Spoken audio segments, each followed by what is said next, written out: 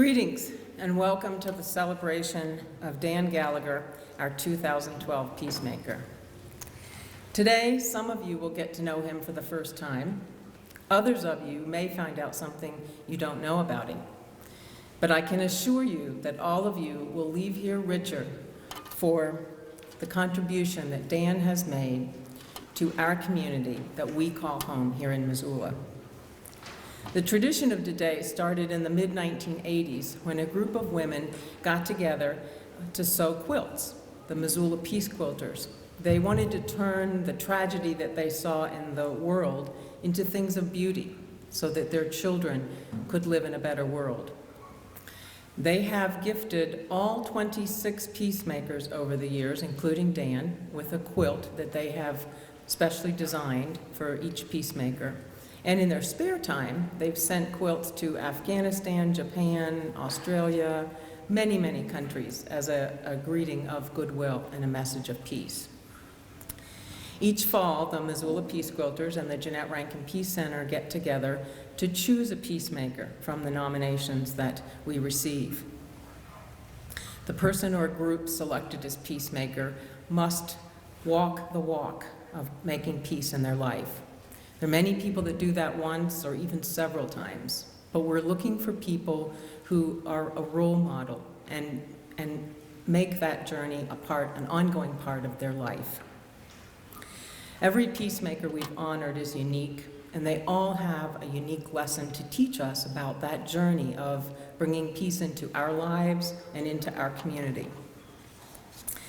The Peace Quilters spend the winter getting to know each peacemaker and designing a very special quilt to reflect that person and their work in the world.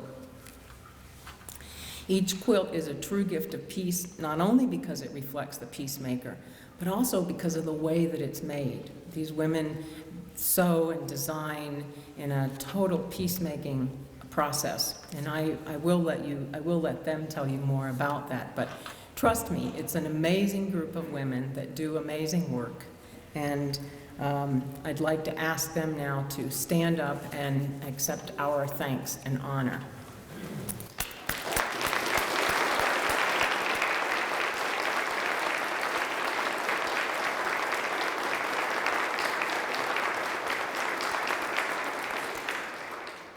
And I absolutely have to tell you something about the Jeanette Rankin Peace Center.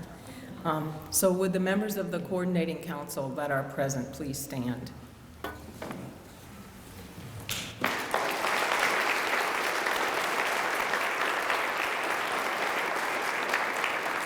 There are others that couldn't make it. The Peace Center has been in Missoula since 1986, and we are a resource for educating and inspiring people about nonviolence, social justice, and environmental sustainability. It's our aim to provide education, inspiration, and opportunities for people to engage. So every year, this celebration of a peacemaker is our way of providing a little local inspiration for all of us to take with us on our journey. And today, we honor Dan Gallagher. 37 years ago today, the war in Vietnam officially ended, and Dan Gallagher returned home to the family who waited for him in his beloved Purple Mountain Majesty of Charlotte. He believed the words of President Kennedy and looked for what he could do to serve his country. Going to Vietnam was the first answer. However, he returned to face anti-war protesters who called him and his fellow veterans names and flashed angry signs full of hate at them. The hate on the faces of those protesters confused Dan, who believed that if anyone wanted peace, it most surely was a veteran who put his or her life on that line. These are words from one of Dan's poems. What's real is the price of war, and soldiers pay that price. But veterans live to pay still more. They can't recover what they've lost.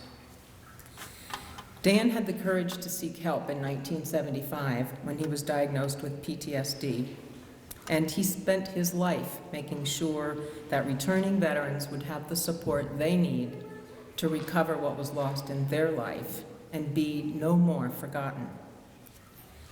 This is the second way he's chosen to serve his country. But if he had stopped there, we would not be here today. Peace is not gained by taking the easy way or by talking to the choir. Our lives have meaning because we make conscious choices to go outside of what's familiar, to embrace the unfamiliar outside our comfort zone, and calling us to grow wiser outside in that great unknown. Dan's father taught him that there is something bigger than oneself, and I think the way Dan put it was, you're only human, but that's okay. And so Dan stepped outside the choir, outside his comfort zone, into something bigger, to make sure that veterans were not hated as he had been. And in doing so, he realized that meant he had to step outside his own hate and discomfort. It's easy to see the logic of stepping outside the choir to make peace, but it's infinitely difficult to do. Some of you may be uncomfortable being here at a peace event. Others of you may not have ever been to a Missoula veteran event. Dan has crossed the bridge that divides the veteran community and the peace community many times. He's attended peace events and even spoken at them. He's invited several peace folks to speak at the Veterans Day event, including me last fall. Because of Dan, I can look out at this gathering and almost believe there is no bridge that divides us. I invite you to take a look around and see that vision as well.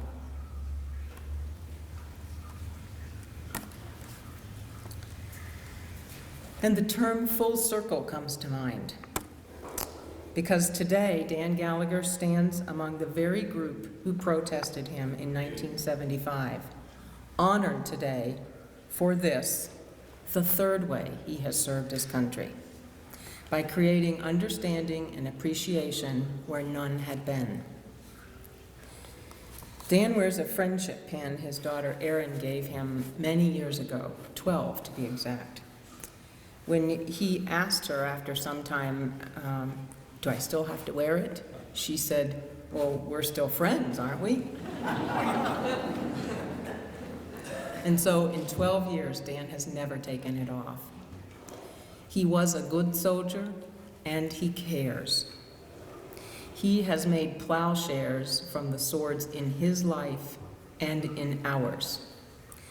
Please join me in giving him our thanks and honor.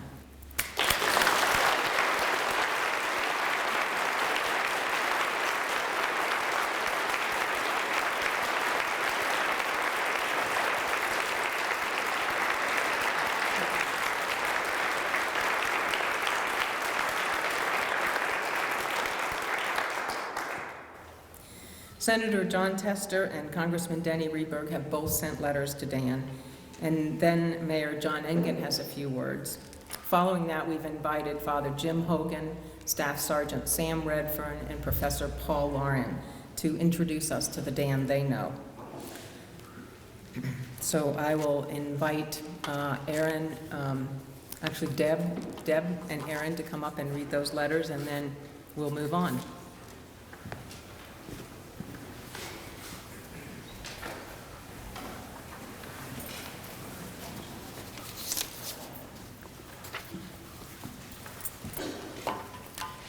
Good afternoon and thank you. My name's Deborah Franson and I work for Senator John Tester.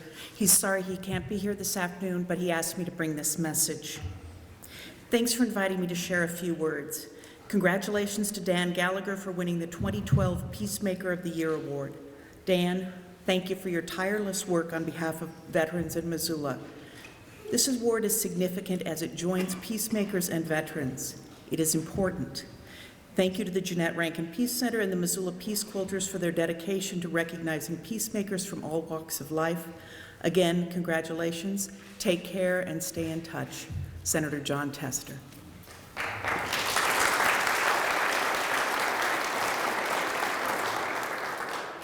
Good afternoon. My name is Erin Gabrian, and I am the Regional Director for Congressman Rehberg. I just want to start by thanking Betsy for inviting us to be here to share the message with you today, Dan. Dear Dan and friends, I extend my warmest congratulations to Dan Gallagher for receiving the 2012 Peacemaker Award. I wish I could be there to join you. This award is fitting tribute to Dan's hard work and dedication to bringing together the community. Dan has been a tireless advocate for veterans, and his work to facilitate dialogue and understanding between veterans and peace advocates is to be commended.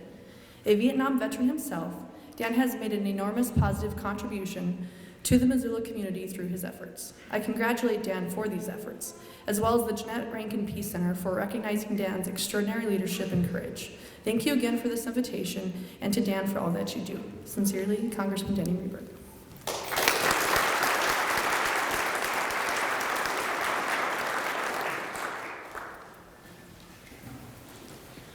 And John Engen couldn't be here today either, ladies and gentlemen.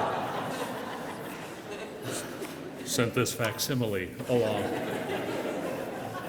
It's a pleasure to be here with you all today, and I was actually quite moved when I heard that Dan had been given this award.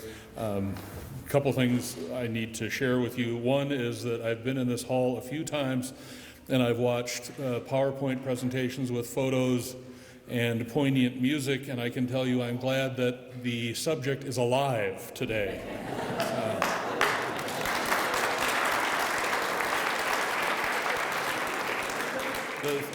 The actual celebrating when someone is here is fantastic, and I applaud the good folks at Jeanette Rankin and all of you for being here to celebrate Dan while he's among us and can share our appreciation of him and what he does. The other thing you should know is that if Dan had planned this celebration today, you all would have gotten a call last night announcing that it was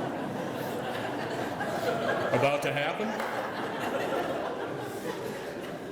I have the good fortune of spending most Veterans Days with Dan in the morning at the Doughboy, and the first year I was mayor, I was invited, and it was it's always lovely for many reasons, and I was there because Dan called the office about a half hour before the program was about to begin, and then he did that for another couple of years when I finally decided I think we'll call Dan to make sure that we're on and that we'll have a celebration. And at each one of those celebrations, remembrance, acknowledgement of honor and valor and pain and suffering, and how we all are connected in one way or another to each other. I am amazed year after year that Dan's message is never the same, but always the same. The story he tells is one of the human condition and our great capacity to turn, when we choose, when we elect to, when we find the inner strength to do so, to turn our pain into the energy to serve someone else. So I often say on the road to real maturity, we take a path and we either elect to pursue I or me, or we chase after us or we, and we decide that doing for others is more meaningful than doing for ourselves. And Dan picked that path a long time ago under really complicated circumstances, and everything he's done since makes the human spirit manifest in our place. We are incredibly fortunate to have the likes of Dan Gallagher and many of you among us every day trying to make a difference, trying to temper human suffering on this earth. It's not an easy thing, but without those who ironically fight for peace, we wouldn't get there. So Dan, it's a pleasure to see you today, my friend. Thanks for having me.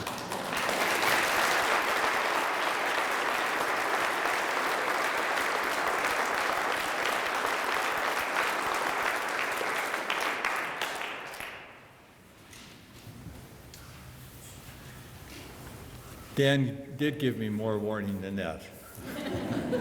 It's always difficult. I always admire John Engen, and I find it very difficult to stand up here after him. But I'm glad to. Dan, it's a privilege that you invited me to come and speak about your life, stand here with you in your journey, which continues so wonderfully well. As the photos indicated, Dan's home was in the Mission Mountain, in Mission Valley, Charlotte, where his father homesteaded a ranch. And a little story that I heard from a neighbor. Dan's mother used to bake wonderful homemade bread. And when the neighboring kids knew it was the day for bread, they always lined up at the fence, anticipating a share of the new homemade bread. Maybe that's where you started to learn to build bridges. Anyway, growing up in Charlotte, Montana is a wonderful place to grow up. Perhaps one of the most scenic places in our state are those magnificent Mission Mountains when they're snow-capped on a beautiful, bright blue day, be it wintertime or springtime. There's a majesty and a dignity and a strength in the Mission Mountains, which you must have absorbed into your bones, Dan. Because I think in a real sense you're an extension of the missions, which is a great gift. Part of that probably is your Irish background, and maybe a bit of it's because you were born and raised Catholic. I'm a little prejudiced with that, but I think that's in there somewhere. I know very little about Dan's youth. In fact, I learned more through these slides because Dan is not the highly vocal man about himself. I learned more about the slides than I ever knew before, which has been great. But I do know that Dan is a man who is a true patriot. He has a love for the people of his homeland, this country. He pays his taxes. I checked this for sure. He always votes, and I checked that for sure. So when a young man, it was time to perform what he understood his patriotic duty, he went off to Vietnam. And the things he has written about that are profoundly touching to my spirit, I presume, as much for your own. When he came back from Vietnam, he was what today is called a wounded warrior, and has done a magnificent job of allowing healing to be brought into his life through many sources and through many people. And for that, Dan, I am very grateful. The things Dan has got involved in, law school, he's not one of the high-flying lawyers of Missoula, but he's there working with ordinary, simple folks in ways that are very compassionate and healing. He does a great service to us and to the state with his program on KUFM, when he speaks about very significant, real aspects of life, especially to those who are veterans. So Dan has a gift of words. He writes poetry. I don't know how far your novel has come. He has a novel stewing in his heart, which I'm sure will be profound if and when he does produce that. And his gift for words are always peaceful. Always peaceful. I've never experienced him otherwise. And in that words or his activity, he's always building bridges of understanding. And I just share a final anecdote that in a sense kind of summarizes that building bridges. Dan's mother was quite elderly and out at the nursing home at Fort Missoula. So I went there one day to see her, and the folks at the desk said, well, she's over in the hospital, community hospital. And I thought, well, I'll just walk over there to stop and see both of them. And before I got very far away from the nursing home, here comes Dan Gallagher, walking across the parking area. I'm Irish, carrying his mother.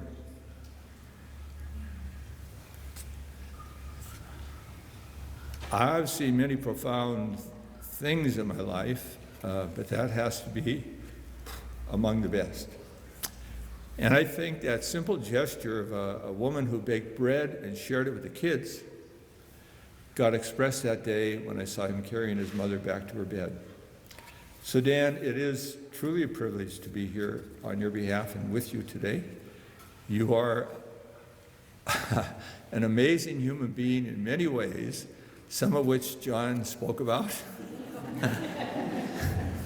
But thank you for who you are, and God's blessing be always on you.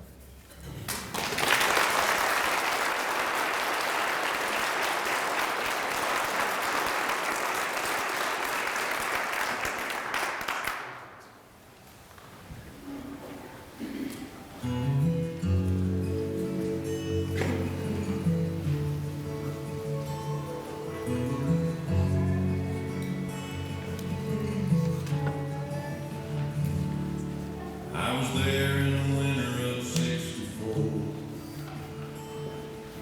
when we camped in the ice at Nashville's door. 300 miles our trail had led. We barely had time to bury all the dead. When the Yankees charged and the colors fell, Overton Hill was a living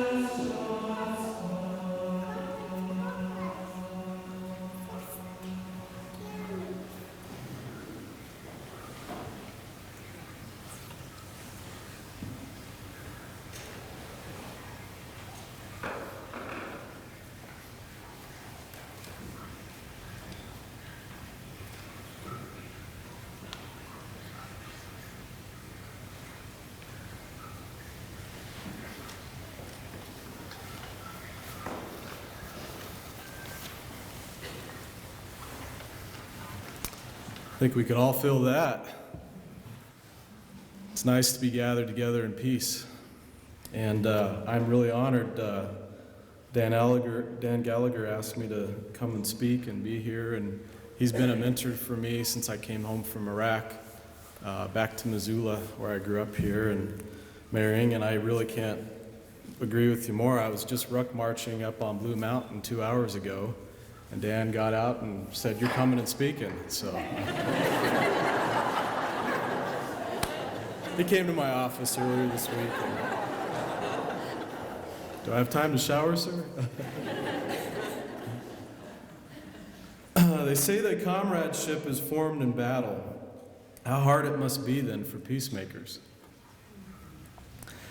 Can a man say, "I devote myself to the defense of my country," and then say, "I devote myself to peace"? How fitting we are at Christ the King today as we remember the Catholic doctrine of just war in St. Augustine. There are just wars, in my opinion. There are unjust wars. And every generation in America has picked up arms at one time or another. So I came here today to say to Dan, you have been a mentor to me and to many other veterans who struggled with this question: how can we defend our country and be for peace? And you have provided not all the answers, but many answers. Now, before I get into any stories about Dan, I am wearing the uniform, so I have to say that none of the opinions expressed by me are opinions expressed by the U.S. Army about Dan Gallagher. Apparently, there's a field manual written on Dan Gallagher from Vietnam, and I won't quote it.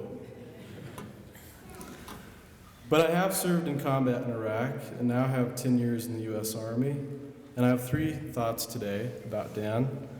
The first is the scripture does say, "Blessed are the peacemakers, for they shall be called children of God." Second, I think Dan has quoted this quote before. I hope he appreciates it. "The soldier above all other prays for peace, for it is the soldier who must suffer and bear the deepest wounds and scars of war." Douglas MacArthur. I remember 3 years ago, I was struggling whether to stay in the Army or get out.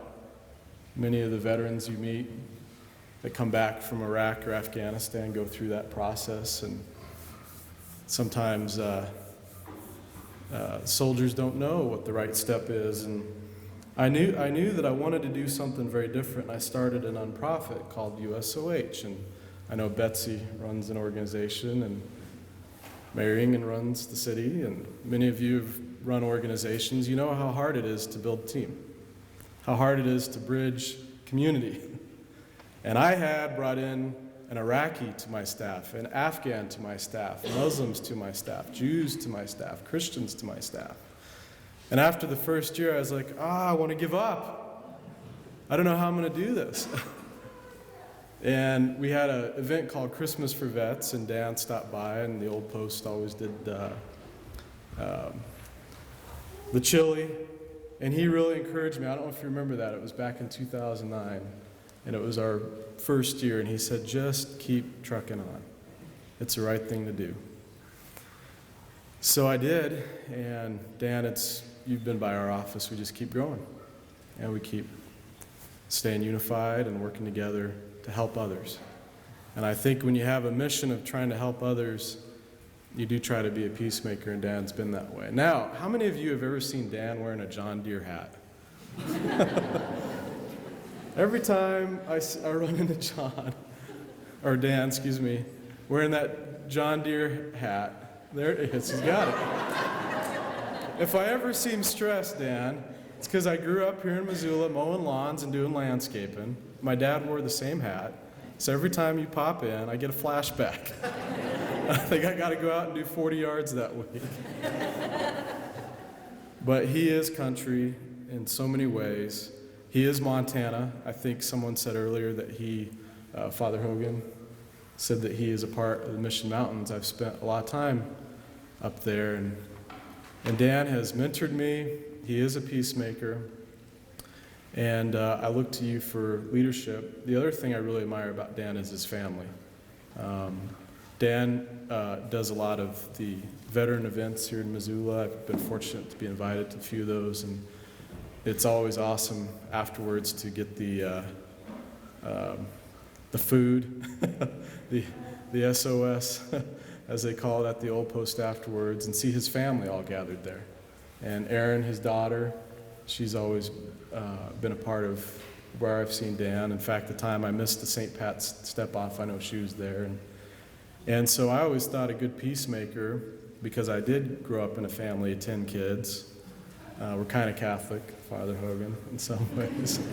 And I always thought that a good peacemaker has to have peace in his family first. And I've seen that in Dan. And so, Dan, I thank you for being an example to me and to many other soldiers that are coming back. And then on a serious note, I tried to tell a few jokes. I know a few of them fell flat. I can't compete with the mayor. He's a funny guy, isn't he? He really is. Every event. But on a serious note, I was watching The Beach on Saturday night. It's an old Leonardo DiCaprio show. And it kind of was a silly movie in some ways, but there was one profound thought in the movie that hit me when I was coming to speak for Dan. And I won't spoil it for you if you've seen the movie or you haven't, but it's an old 90s movie, back when Leonardo DiCaprio was in his teens.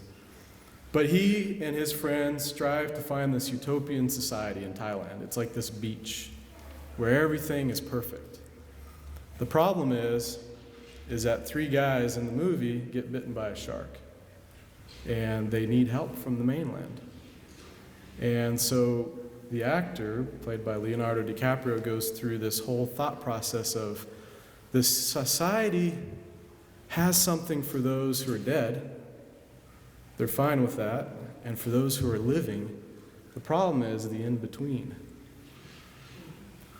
The problem is, how do we deal with those who are sick, for those who have problems, for those who suffer? And I think that he wrestled with that thought. In the end, they brought the injured individual out to the edge of the island and just left him there because they didn't want to deal with it. And the scene in the movie pans out till they're just playing volleyball on the beach and they're just going on with their life. And I guess the thought I had is there are so many veterans that Dan can attest to that come back. They're not dead, and we do honor those who have fallen in war. And they're not really fully alive, like the quote that flashed before us. I think Dan said something like, a part of me died in Vietnam. They're in the in-between. And so how can we be, I guess the thought I leave you today, how can we be peacemakers for those that are in the in-between? Because we all, I think if we've lived long enough, and Dan's been through war, we will suffer. Everyone will suffer. That's not the test of a peaceful society. The test of, I think, a peaceful society is how we respond to suffering. And so how do we take care of the in-between? And for you, Dan, you've shown me some ways to do that. So I thank you and honor you today. Thank you.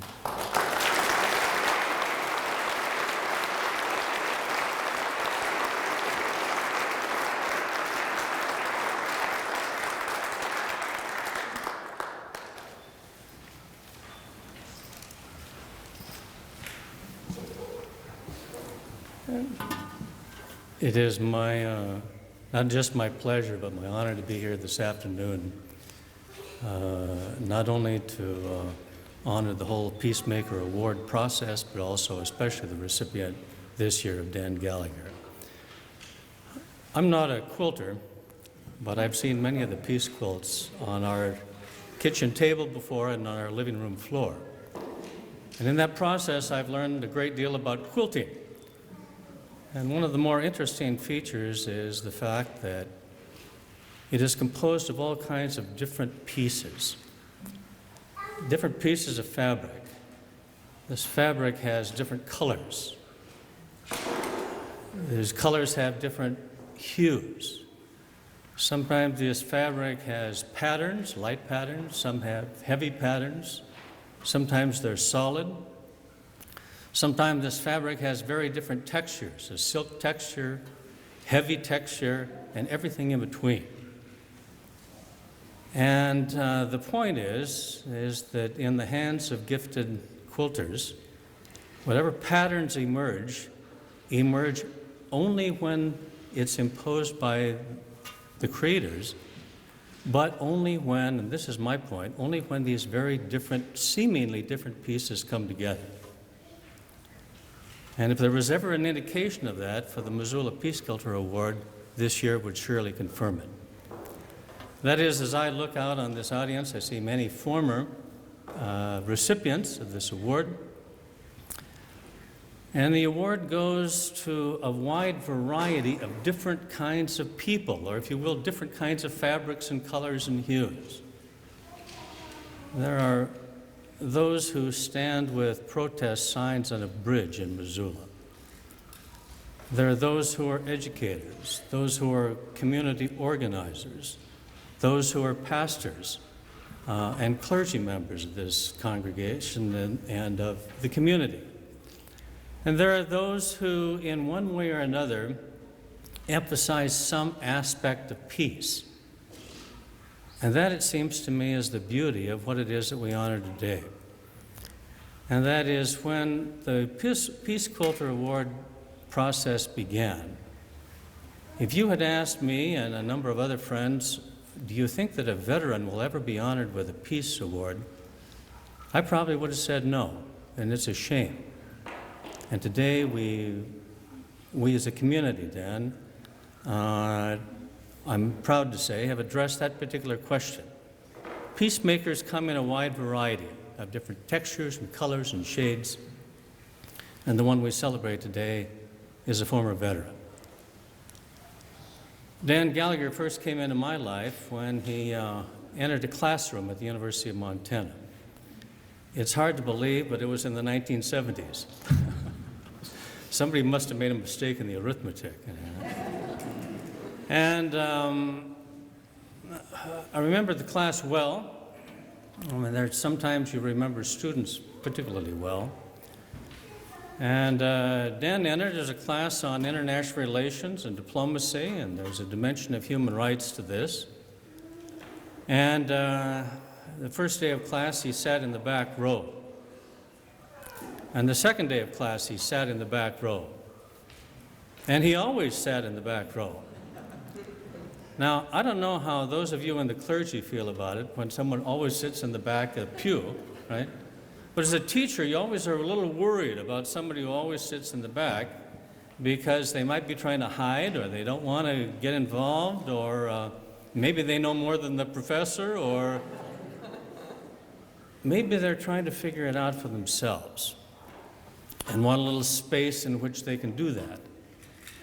And so Dan consistently sat in the back over a series of classes. And we spent a lot of time in that classroom, and I think it's safe to say, Dan, that we may have spent more time on a one-to-one in my office than we ever did in the classroom. There was a lot to work out. My task, as I saw it, was to, one, keep you in school, and despite what every college student always thinks is, you know, maybe this is not for me, or maybe I should get out.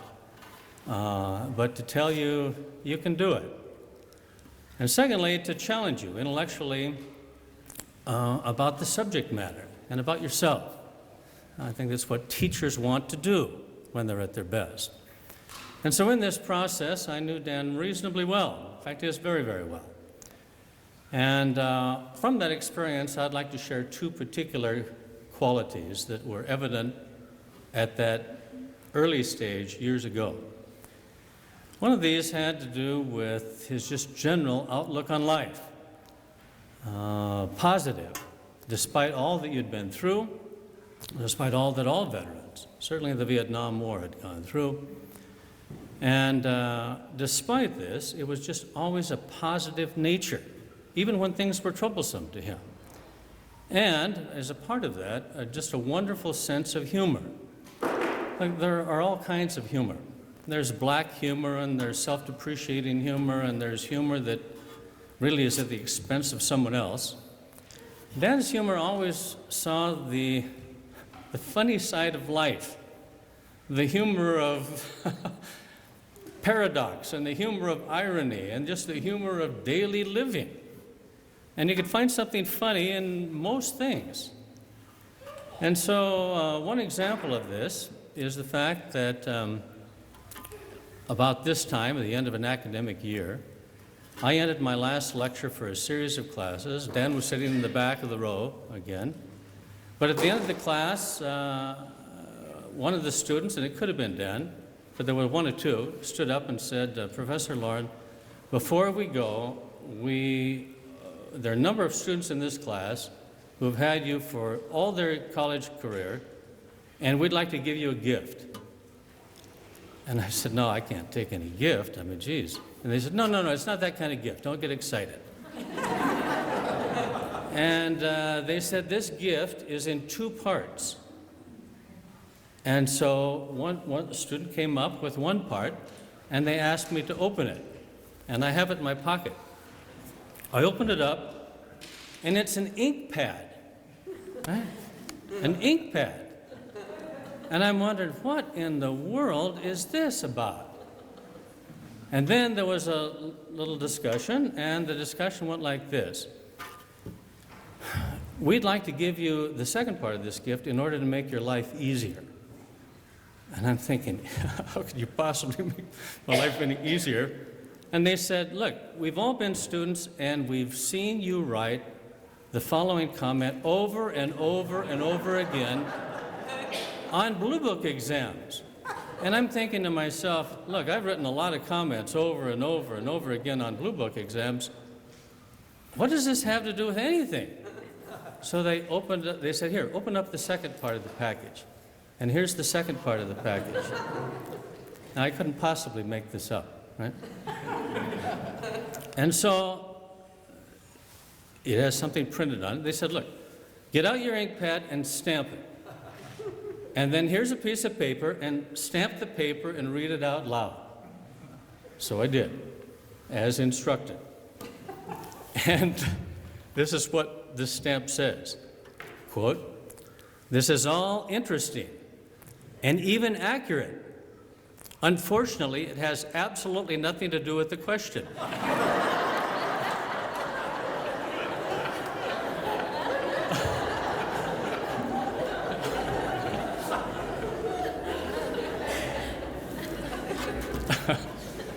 So Dan, since this time, there have been thousands of students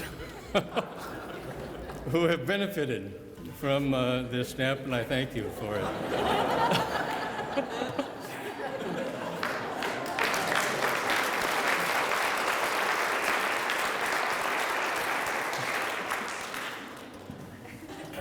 The second characteristic is more serious, and that is it has to do with reaching out. Reaching out in terms of ideas and reaching out to other people. It's not unusual for me to have veterans in classes, given what I teach. Travel abroad and I want to do something in the world. And so part of it had to do with reaching out to new ideas and new concepts and expanding the mind. And in one conversation in my office, Dan came in and he was talking about this to me. And he said, I'd like to do something that involves peace and international relations and so on. I said, that's great. Let's talk about your background and let's talk about what lies ahead. And among other things, I said to him, well, tell me something about your language background. And he said, well, what do you mean? I said, well, if you're going to work in this field, you have to know foreign languages. And he said, well, I don't know. And I said, well, look, what did you have in high school? I mean, you don't start from scratch. What do you have in high school? And he said, Professor Lauren, I graduated from Charlotte High School. We were lucky to have English taught.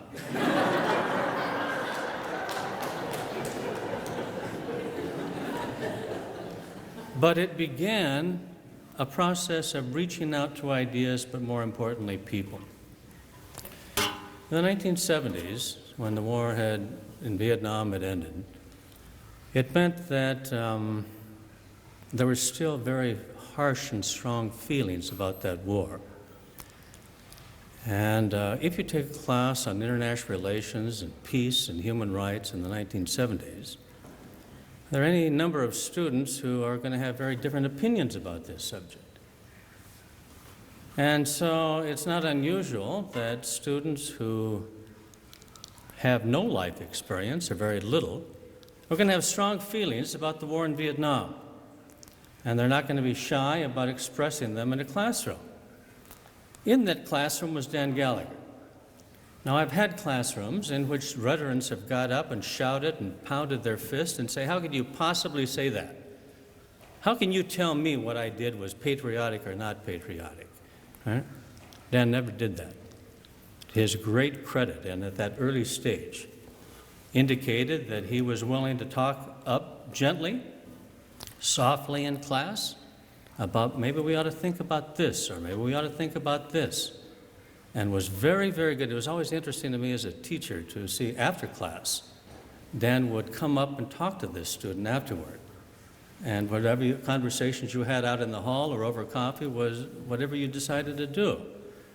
Here's the point. The point is Dan, from a very early stage, wanted to build bridges.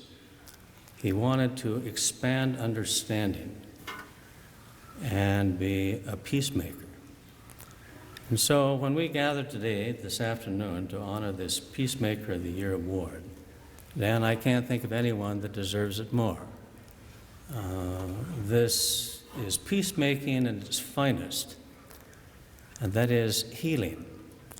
Healing of feelings, healing of attitudes, healing about divisions, about a particular war, about veterans and non-veterans, what it is that constitutes peacemakers. And so I end where I began, and that is quilts are marvelous visual illustrations of all of the different textures and colors and fabrics that come together to be a peacemaker.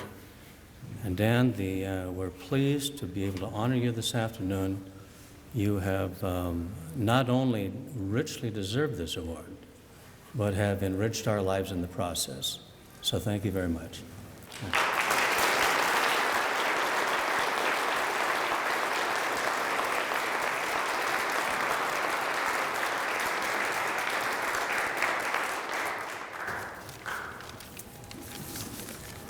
I'm Suzanne Starrett, and I represent the Missoula Peace Quilters. I'm only the voice of all of these women, and am very honored to be part of this group. As was just said, I think all of us feel that very same way, that making the peace quilt is just a tremendous honor to give to someone here in our community. And for me personally, when we heard that it was Dan Gallagher, I have to say it just chokes me up even to think how wonderful that is, that we have reached this point to say that peace is about bringing people together on both sides. And we interviewed, there's a tradition to our process, and we interviewed Dan. We visited with him at the Jeanette Rankin Peace Center and talked with him about his history and his family and all kinds of things. And we just kind of let the conversation roll and get as much information as we can. And then the Peace Quilters gather afterwards and share our creative thoughts of images that may have come out of that discussion. And some of the phrases that I had highlighted, we took a lot of notes. One is that he was raised by exceptional parents, and I think the strength and love of that is obvious in visiting with Dan. Another is that he talked about peace, and you know, that Vietnam War era thing, I'm going to choose to think that this relates to that. Inhale it and keep it inside. And it's about keeping that peacefulness inside our hearts and keeping us rich and alive with that. He talked about Margaret Mead and that one individual can change the world. He talked about being tired of being scared all the time. And then he visited about his home in Charlotte. The sunset on the Mission Mountains was a tremendous image that I think struck all of us, as you'll soon see. And the harvest moon, and I remember once driving that route and seeing a harvest moon that I hope the image will never be gone from my mind. He talked about loving to walk in his area through the fields and the mountains. And then also shared with us his own creativity with poetry and carpentry, and how that creativity gives you a feeling of knowing that you can make a difference. I think that is something that the Peace Quilters share with you, that creating the quilt is knowing that we can make a difference in giving a gift to this wonderful person in our community. So I will unveil.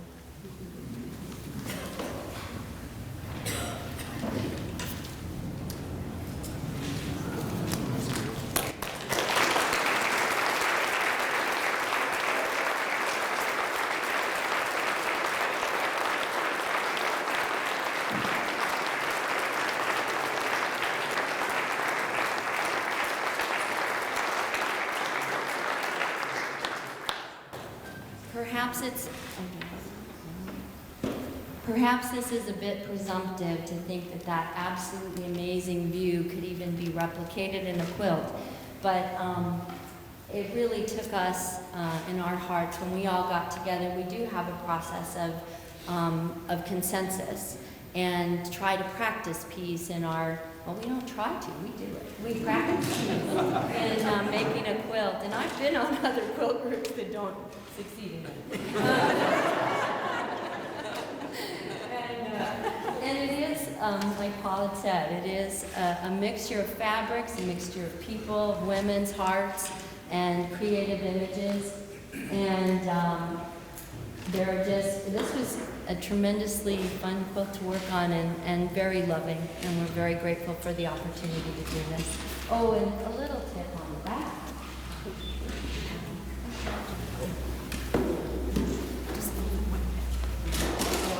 Oh. There are some tractors.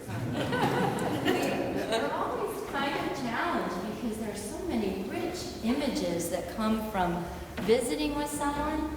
And here's the back. And we also have a label on the back that is traditional of the Missoula Peace Quilters. It's the gentian flower, or image of that anyway. And then our inscription to you.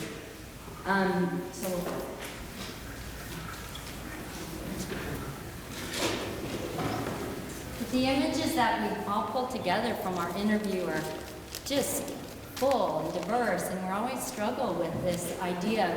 Well, he liked tractors. Well, there's the moon. Well, there was the flag. And oh my gosh, some of the things we had going before we got this. You're going to be really happy about this. So Dan, I'd like to honor you and give this to you.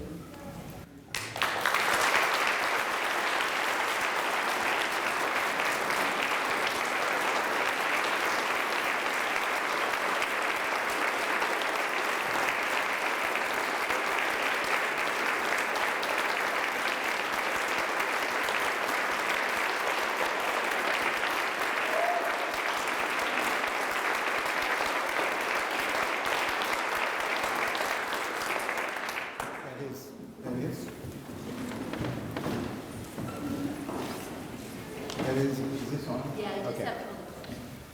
It's a beautiful quilt. It's when they say quilt, I was thinking, oh boy, I don't have to buy any more blankets this year. So it's not exactly big enough to cover my body, but I perhaps on cold days will wrap it around my shoulders and it'll keep my shoulders warm. But I can say this, hokey though it may sound, but it's true. Every time I look at this quilt, I know it will warm my heart. That's part for sure. So, thank you very much. And I'm going to...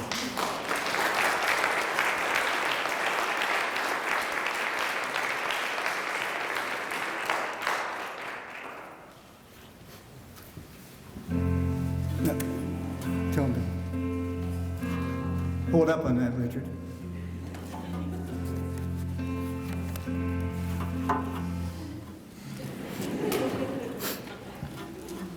Does this go up? There we go. A couple of things. First of all these nice things have been said about me. I'm not sure I really am here. I'm not sure, but what I am, I might be dead because I don't think I should probably tamper with things. I probably shouldn't say all the things I'm going to say because I don't want to ruin it. The other thing is, I sat there and laughed at my own expense. I do not wait until an hour before to call people. Most people were called like within, well, for a Saturday event, I call them by Friday morning at least. Okay? So, but I'll let that slide anyway. I wanted to respond to this award, and I suppose it'll go longer than it should, but I really want to talk about a lot of things about my life have been already talked about, but I just want to make some remarks. I'm grateful for this award. I'm honored to receive it. I'm humbled by it, and I can't help feeling that both overwhelmed and undeserving. And incidentally, I'm wearing my Legion beret today, not to imply that this is an American Legion function, but it isn't. But because this hat sort of symbolizes the work that I do, on which this award is based. In trying to absorb the meaning of this presentation, I've come to the conclusion that the award is less about what I and my poor power might have done or might do for the veteran community or for the cause of peace.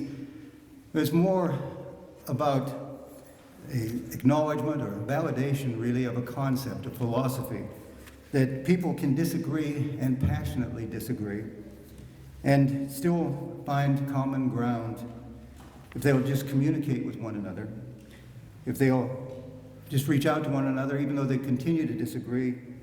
We can greatly increase the opportunity to bridge whatever gap might be between us. Thomas Jefferson said in 1801 inaugural that let us remember that not every difference of opinion is a difference of principle.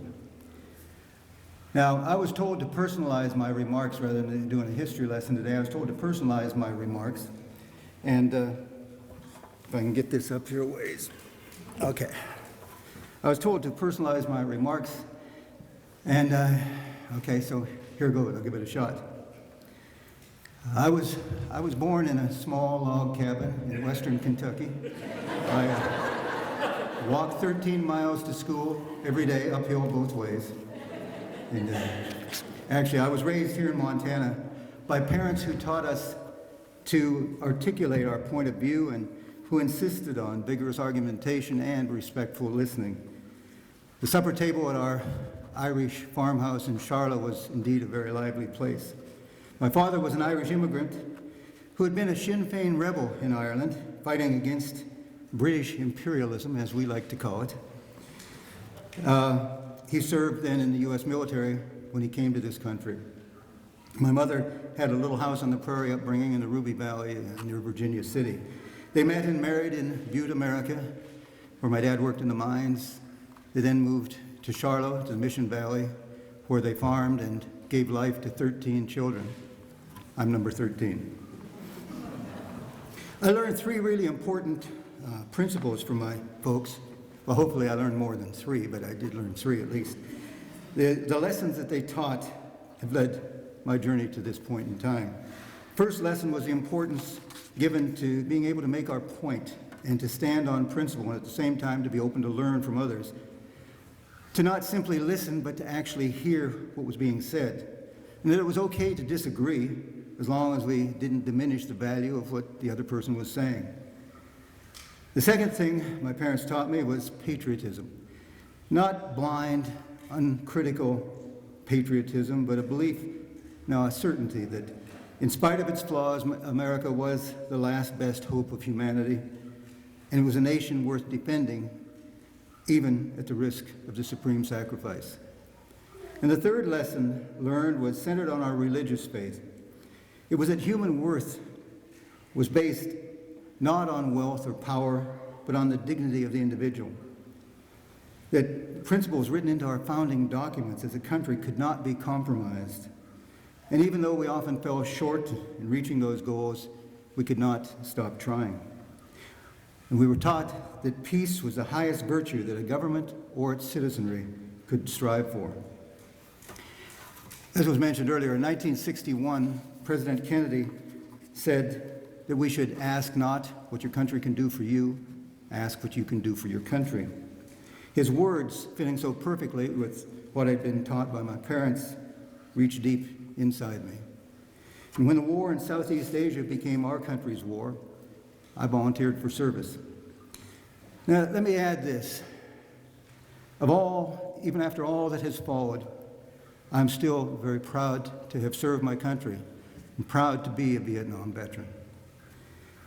When I returned from Vietnam, however, believing that I offered everything in my country's name, the American public that I returned to didn't seem to share that opinion with me or my fellow returning veterans. We were looked on by those who said they supported the war as losers, as complainers, as sort of second-class veterans. And those who opposed the war, a very visible and vocal anti-war movement, treated the returning GI as if he or she was to blame for that unpopular war. The Vietnam veteran was a living symbol of something that they hated, and their hatred spilled over onto the vet.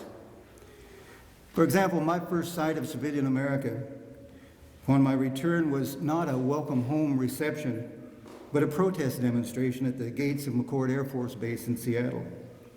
I remember one sign being carried in particular, being waved that day by a young girl. In multicolored words, the sign called us baby killers. The anger, the hurt, the bewilderment that I felt at that moment and fellow veterans felt at that moment was intense. To me and to many other Vietnam veterans, the anti-war movement instantly became the veteran population's worst enemy. We veterans had been to war and wanted, in the most intense, genuine way, to see a world at peace, where no more of our 19-year-old buddies or their children would have to go to war to kill or be killed. In Vietnam, we'd experienced the effects of war on a scale that was otherwise unfathomable to our teenage minds. I recall Willie, one of my two best Army friends when I went to Vietnam. When we first got in country, was killed within a month after we got there. He was leaving a bunker when a Viet Cong hand grenade was thrown into the bunker. He was calling out. The grenade exploded underneath him, severing his legs. When the attack was over, Willie was still lying in the bunker, but he'd bled to death. Now, no one having seen what war does could possibly want anything other than peace. So how could we, returning veterans, be seen as warmongers, as the ones wishing for and promoting war? But that was what was happening. In those early years, veterans didn't see much peace in the eyes of many of those who called themselves anti-war activists. Now, making it worse, even the government that sent us to war seemed to turn its back on its veterans. In case after case, the VA not only rejected these veterans' claims, it actually denied the very existence of the problems that the veterans were claiming. For instance, the effects of exposure to the defoliant Agent Orange and the psychological problems resulting from delayed stress, which is now called PTSD, were not even given basic consideration. The frustration, the anger, and the humiliation that this caused compounded these veterans' original problem. The young veterans began to see their futures going in a downward spiral. Some took the future into their own hands. The names of over 58,000 young Americans who died in Vietnam are engraved on that wall in Washington, D.C. But at least that many more soldiers who survived the war have died by their own hand since the war ended. It was the sight of my comrades' struggles that, as veterans, as well as my own serious veterans issues that began to surface in 1974, 75, that led me to become an advocate for veterans. The soldiers had a right to have peace in their own lives as well as to have respect. Now, in Vietnam, seeing what happened to soldiers and to the countryside was really tough, but even harder to take was seeing war's effect on the kids and the old people who lived there, collateral damage, they were called.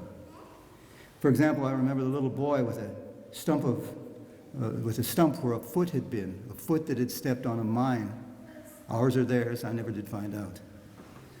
I remember 11-year-old Dick who was searching through the dump site at Play Me in the Yadrang Valley, carrying her little sandbag filled with toys, dolls that were made of sticks tied together, and empty shell casings and sea ration cans that were used for cups and plates.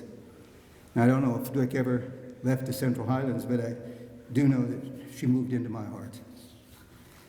And I remember seeing the old Vietnamese man, an old Papasan, who sat eating leftover army chow with the most incredible look of contentment that I'd ever seen, happy just to have food to eat.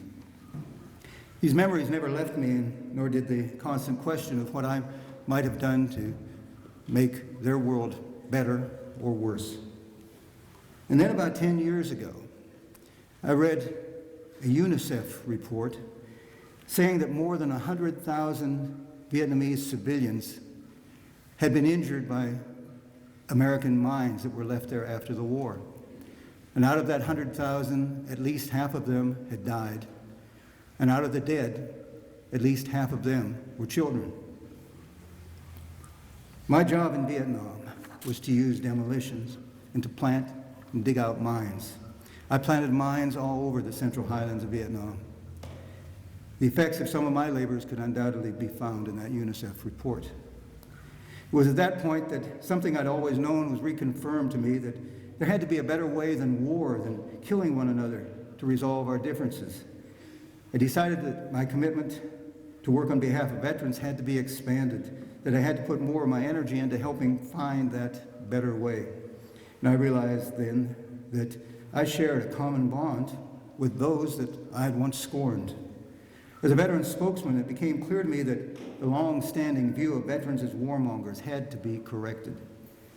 It was essential to the public and those who advocate for peace to learn more about veterans so they could recognize that veterans are among the most earnest seekers of peace. And that meant speaking up and speaking out. Now, all of us must see that, while perhaps disagreeing on method, we are united in wanting a world where war is the last, if ever, exercised option. More and more veterans must come to understand that they don't have to give up their veterans' pride or identity in order to work for a peaceful world. And they have to understand that working for a world without war is actually the greatest honor and tribute that they can offer to their fallen comrades. And more peace activists must realize that they do, in fact, share their deepest commitment of all with those who have seen war. And gradually, I believe, two groups of caring Americans who were once the most bitter of adversaries, no, enemies, are beginning to realize that they can respect one another and learn from one another without giving up a single bit of what makes them who they are. And that's what I believe that today's award symbolizes. What would have been unthinkable 20 years ago, a peace activist speaking at a Veterans Day ceremony, and a war veteran being honored at a Peacemaker ceremony, has become a reality. A gap that once divided us is being bridged as we all work toward a greater goal. And to that end, let me express my respect for the work done by this organization in bringing about public awareness for the cause of peace. And especially let me acknowledge the efforts of the director of the Peace Center, Betsy Mulligan-Day, who has helped make it possible for us to be able to share our opinions and our disagreements and act on what we hold in common. You know, we often hear our soldiers and veterans referred to as our heroes. And there are many heroes and much courage to be found among those who go to war. But courage is not confined to the battlefield.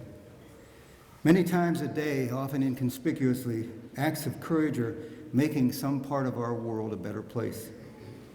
I've always known and I've become more aware that those who spend themselves in a worthy effort for their fellow beings, who stand on principle even when they're scorned and ridiculed for it, and those who work for peace even when their efforts seem to produce no victories for their cause, and when society seems caught up in a war fever, they show incredible courage.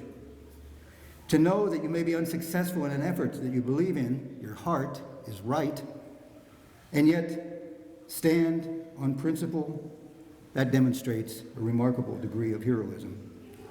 To follow the steps of the Prince of Peace and Mother Teresa's prayer for constancy is both moral and courageous. In the conclusion of his book, Profiles in Courage, it's a book about political leaders who stood by their principles, even in their beliefs, even when they knew that it would mean ridicule or even end their careers. John F. Kennedy made the case for seeing courage not only on the battlefield, but also in the actions of people of conviction. On that point, Kennedy's words were these: "For without belittling the courage with which men have died, we should not forget those acts of courage with which men have lived. The courage of life is often a less dramatic spectacle than the courage of a final moment, but it is no less a magnificent mixture of triumph and tragedy. A man does what he must in spite of personal consequences, in spite of obstacles and dangers and pressures, and that is the basis of all human morality." So with that thought in mind, I salute not only my fellow soldiers and veterans, but all of you who are willing to stand for principle, who give your heart and soul and energy to a cause you believe in, especially for those who speak the language of peace, and for those who try to live out the wisdom of Abraham Lincoln's words, urging his countrymen to heed the better angels of our nature. No matter what our country, no matter what our politics, no matter what language we speak, we can always hear our better angels. When I went to Mass as a youngster, back in those pre-Vatican II days when the Irish Catholic Democrat was considered to be one hyphenated word, we often spoke and prayed and sang in Latin. There are some Latin words and phrases that have become part of the American lexicon. And many of them refer to war or to specific wars or to warriors, such as Si vis pacem parabellum, or Veni Vidi Vici, or Semper Fidelis. I do okay on the Latin, did I? But there are also many common Latin words and phrases that speak of peace. But one of the Latin hymns that we sang back then had special meaning for the cause that I think we're brought here together today for. It's a song entitled Dona Nobis Pacem, Give Us Peace. It's a song, it's a prayer, it's a phrase, a thought, a goal that should still be central to our lives. Dona Nobis Pacem, give us peace. So I say, for all the soldiers and veterans and their families who continue to struggle with war and its after effects, Dona Nobis Pacem. For all who stand on principle, who work to make life better for their fellow human beings, especially those who work for the cause of peace, Dona Nobis Pacem. And for each of you, not just veteran or peace activists, but everyone everywhere who seeks to find common ground, who works hard for what you believe in, and who, in spite of obstacles and rejections, do it anyway. Dona Nobis Pacem. Dona Nobis Pacem. Simple phrase. Dona Nobis Pacem. Give us peace. Give us peace. Thank you.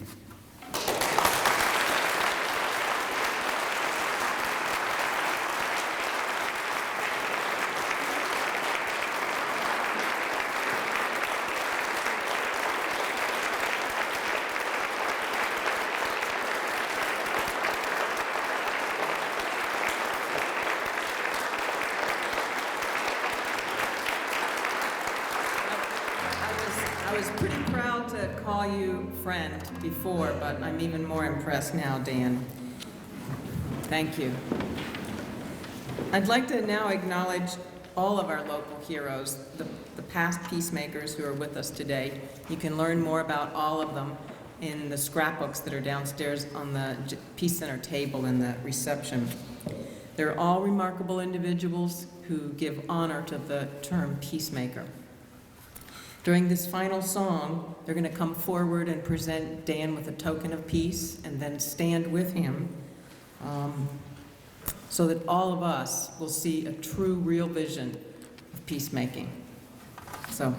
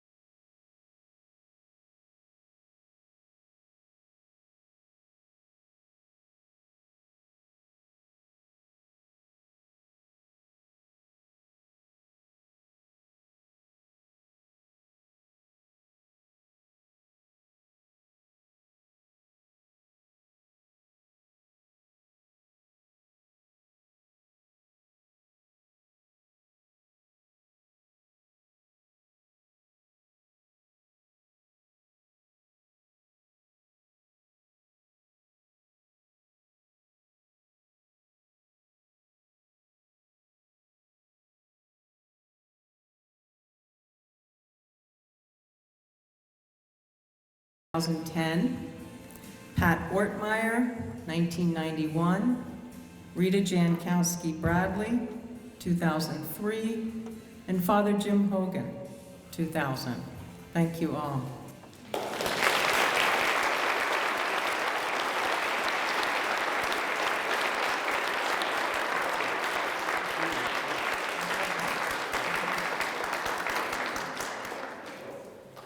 So please note on the back of your program all of the folks that we have to say thank you to for today's celebration.